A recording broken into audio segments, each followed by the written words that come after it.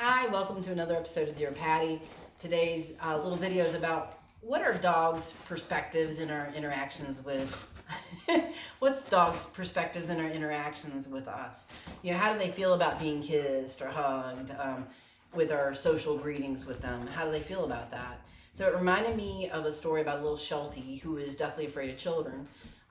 In a nutshell, these people adopted him, and as you can guess, his original home had children, and the children were not respectful of him. So they would grab him, they would, pull him up to kiss him, they would hug on him, they would drag him out from underneath the bed when he got afraid of them and try to get away from him. They would, jerk him around, and luckily he didn't bite anybody, and luckily the people were at least smart enough to realize he wasn't a good fit there, and these nice people adopted him.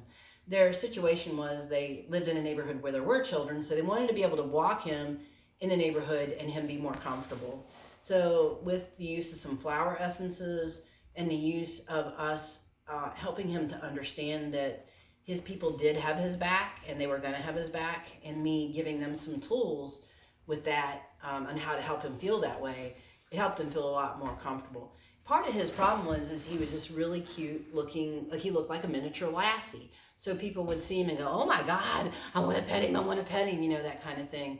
And we've all been there. I've been there where I've seen this adorable dog and I'm like, oh my God, I just want to, pet him. But then that's just very overwhelming from a dog's perspective. It's like this looming, grabby kind of energy.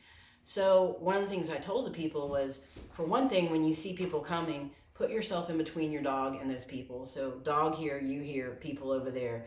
And letting people know that, yeah, I know he's really cute, and it's fine that you admire him from a little bit of space. You make sure he has some personal space, but give him his personal space. We don't want you to pat him. It's too much. So that's being his advocate. That's having his back. Because again, very, very overwhelming. I'm not here to tell you that every dog is going to be upset and be frightened by somebody kissing on them, but to assume that they're going to like that is not a good idea.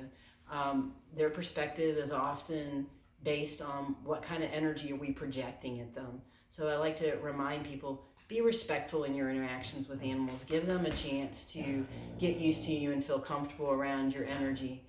And then it just makes things better for everybody when we take time to let them get a feel for you, you get a feel for them, and make it a little calmer interaction. So thank you for listening.